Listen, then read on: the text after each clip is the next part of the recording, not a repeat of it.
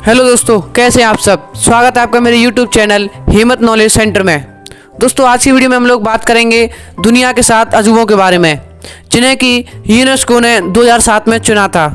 दोस्तों, इन्हें एक प्रक्रिया के द्वारा चुना गया था। दोस्तों, 1999 में हुए कंपटीशन में यूनेस्को ने लगभग 200 इमारतों को रखा था। यूनेस्को के द्वारा कहा गया था कि इन इमारतों के लिए वोटिंग की जाएगी। दोस्तों, तो ये वोटिंग 2007 तक चली और जनता ने, दुनिया के लोगों ने 7 अजूबों को चुना, जिनके बारे में आज की वीडियो में हम लोग बात करेंगे। तो चलिए दोस्तों, वीडियो शुरू करते हैं। वीडियो शुरू करने से दोस्तों पहले मेरी आपसे रिक्वेस्ट है कि अगर आप मेरे चैनल पर नए हैं तो मेरे चैनल को सब्सक्राइब और वीडियो को लाइक कीजिएगा। अगर वीडियो पसंद ना आए तो वीडियो को डिसलाइक करके बताइएगा कि आपको वीडियो पसंद क्यों नहीं आया है। तो चलिए दोस्तों, शुरू करते हैं।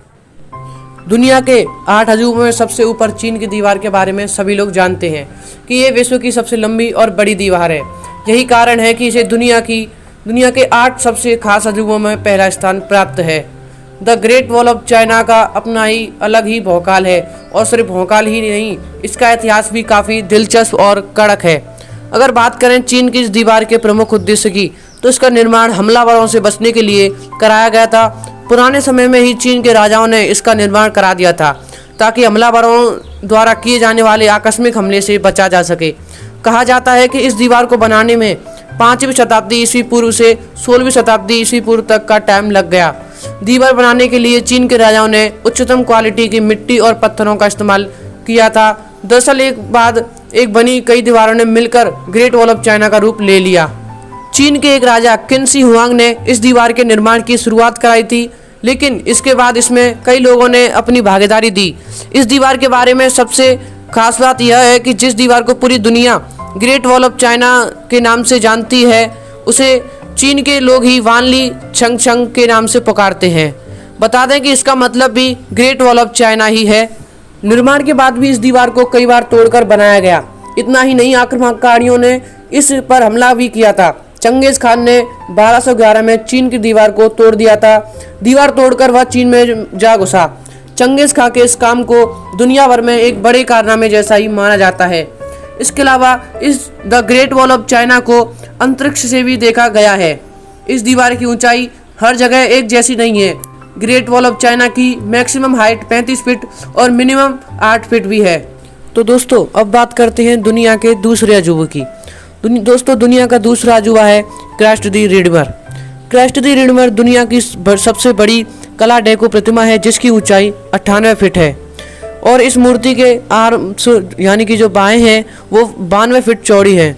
ईसा मसीह की इस मूर्ति का वजन लगभग 635 टन है, और यह कोरकावाडो पर्वत के शीर्ष तिजुका नेशनल फॉरेस्ट में स्थित है। क्राइस्ट द रिडीमर को रियो डी जेनेरियो और ब्राजील का प्रतीक माना जाता है। क्राइस्ट द रिडीमर दुनिया में यीशु की 5वीं सबसे बड़ी मूर्ति है। इस मूर्ति को बनाने का विचार सबसे पहले कैथोलिक पादरी नाम पेड्रो मारिया बॉस के मन में आया था, लेकिन इसको फंड और अनुमति न मिलने की वजह से मंजूरी नहीं दी गई थी। इसीलिए इसको प्रथम विश्व युद्ध के बाद तक नहीं बनाया गया था, जब रियो में रोमन कैथोलिक कट्टरपंथी और स्थानीय लोगों के एक समूह ने ब्राजील के समुदाय में धार्मिक विश्वास की कमी के बारे में चिंता करना शुरू कर दिया था। इसके बाद यीशु की एक विशाल प्रतिमा रियो में एक पहाड़ के ऊपर रखने की आशा की गई।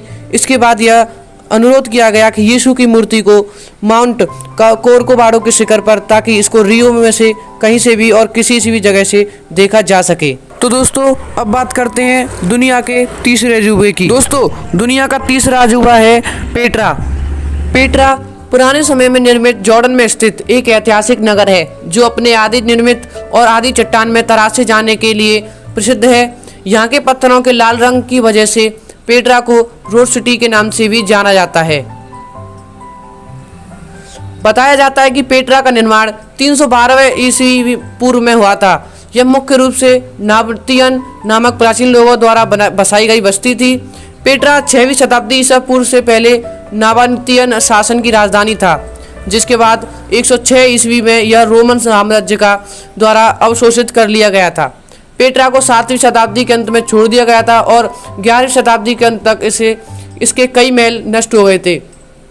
यह तब तक एक लॉस्ट सिटी बना हुआ था, जब तक कि से 1812 में एक स्विस खोजकर्ता ने खोज नहीं लिया था। बता दें कि 6वीं शताब्दी में मुसलमानों ने पेट्रा पर जीत हासिल कर ली थी, लेकिन यह अधिक समय तक मुसलमानों का अधीन नहीं रह पाया। बाद में 1189 ईस्वी के दौरान मुस्लिम शासक सुल्तान सलादीन के जीतने के बाद ईसाइयों ने पेट्रा को छोड़ दिया था। पेट्रा की पहली वास्तविक खुदाई 1929 ईस्वी में की गई थी और जुलाई 2007 में पेट्रा को विश्व के नए 7 अजूबों की लिस्ट में शामिल किया गया था। तो दोस्तों अब बात करते हैं दुनिया के चौथे अजूबे की। दोस्तों हमारा दुनिया का चौथा अजूबा है चिचेन इत्जा।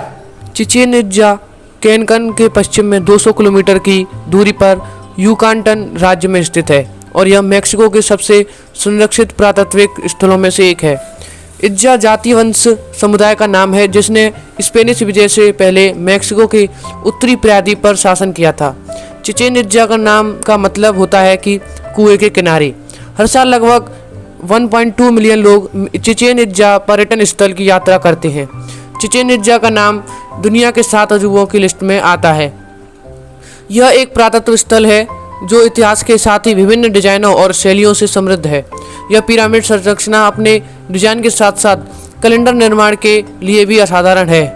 इसका सबसे बड़ा रहस्य साल में 2 बार सांप की आकृति बनाते हुए पिरामिड पर एक छाया गिरना हर किसी को हैरान कर देता है। चिचेन इत्जा में आकर्षण का केंद्र पिरामिड एल कैस्टिलो है। तो दोस्तों आगे बढ़ते हुए बात करते हैं दुनिया के 5 अजूबे की। दोस्तों दुनिया का 5वां अजूबा है माचू पिच्चू। माचू पिच्चू दक्षिण अमेरिका के एक देश पेरू में स्थित इंका नामक सभ्यता से जुड़ा हुआ है। एक ऐतिहासिक स्थल है जो समुद्र तल से 2430 मीटर की ऊंचाई पर उरबाम्बा घाटी के ऊपर एक पहाड़ी पर स्थित है। माचू पिच्चू को इंकाओं का खोया हुआ शहर के नाम से भी जाना जाता है। माचू पिच्चू इंका शासन के सबसे खास प्रतीकों में से एक है, जिसको 7 जुलाई 2007 को दुनिया के 7 अजूबों में से एक घोषित किया गया था। आपको बता दें कि माचू पिच्चू को 1983 में से यूनेस्को द्वारा विश्व धरोहर स्थल की सूची में भी शामिल किया गया है। दुनिया के इस अजूबे की खोज 1911 में अमेरिका के इतिहासकार श्री हीरम बिंगम ने की थी, जिसके बाद से आज तक यह एक महत्वपूर्ण पर्यटन आकर्षण बना हुआ है। तो दोस्तों अब बात करते हैं दुनिया के छठे अजूबे की। तो दोस्तों दुनिया का छठा अजूबा है कोलोसियम। कोलोसियम इटली के रोम नगर में स्थित रोमन साम्राज्य का सबसे बड़ा इलिप्टिकल एम्फीथिएटर है, जिसको रोमन स्थापत्य और अभियांत्रिकी का एक उत्कृष्ट नमूना माना जाता है। आपको बता दें कि यह दुनिया के 7 अजूबों में से एक है और यहाँ पर हर साल लगभग 4.2 मिलियन पर्यटक हर साल यहाँ घूमने आते हैं। रोम के इस अजूबे के बारे में बता दें, इसका निर्माण 70 से 72वीं ईस्वी के मध्य में शुरू हुआ था, जिसको 80वीं ईस्वी में इसको सम्राट टाइटस द्वारा पूरा किया गया था। पूरा होने के बाद फिर 81वीं ईस्वी में इसमें कुछ बदलाव करवाए गए थे। अंडाकार में बने हुए कोलोसियम में 50,000 दर्शक समा सकते थे, जो इस समय में किसी भी भवन के लिए बहुत बड़ी बात थी।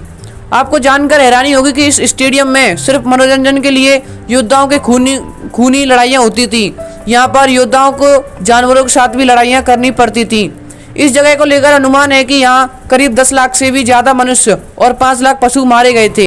आपको जानकर हैरानी होगी कि कोलोसियम में 80 से भी ज़्यादा प्रवेश द्वार हैं और यह दुनिया के सबसे प्रसिद्ध रोमन पर्यटक आकर्षणों में से एक है। तो दोस्तों अब बात करते हैं दुनिया के 7वें और आखिरी अजूबे की, जो है ताजमहल, जो कि भारत के आगरा शहर में स्थित है। मोहब्बत की निशानी ताजमहल खूबसूरती का नायाब उदाहरण है। इसका निर्माण मुगल शासक शाहजहां ने अपनी पत्नी मुमताज़ की याद में कराया था। गुंबदनुमा इस इमारत को जब आप सिर उठाकर देखेंगे तो ये आपको किसी अजूबे से कम नहीं लगेगी। आप जैसे जैसे इससे दूर जाते हैं ये आपको अपनी ओर आकर्षित करती है। यही कारण है कि इस इमारत को दुनिया के 7 अजूबों में शुमार किया गया है। भव्यता के कारण 1983 में ताजमहल यूनेस्को विश्व धरोहर स्थल बना। वहीं इसे भारत की इस्लामी कला का रत्न भी घोषित किया जा चुका है।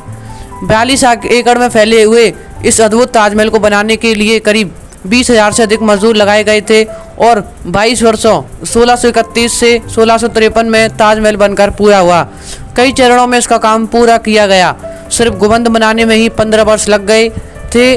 शेष 7 वर्षों में बाकी काम पूरा किया गया। इस दौरान 1000 हाथियों से काम लिया गया था, जो संगमरमर के पत्थरों को एक से एक जगह से दूसरी जगह ले जाने का काम करते थे। तो आपको बता दें कि शाहजहां ने इस ताजमहल को बनवाने के बाद कारीगरों के दोनों हाथ काट दिए थे ताकि वो इस जैसी सुंदर इमारत दूर भविष्य में ना बना सकें।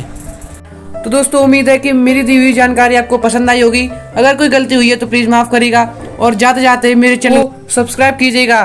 तो दोस्तों मिलते हैं अगली वीडियो में, तब तक के लिए धन्यवाद।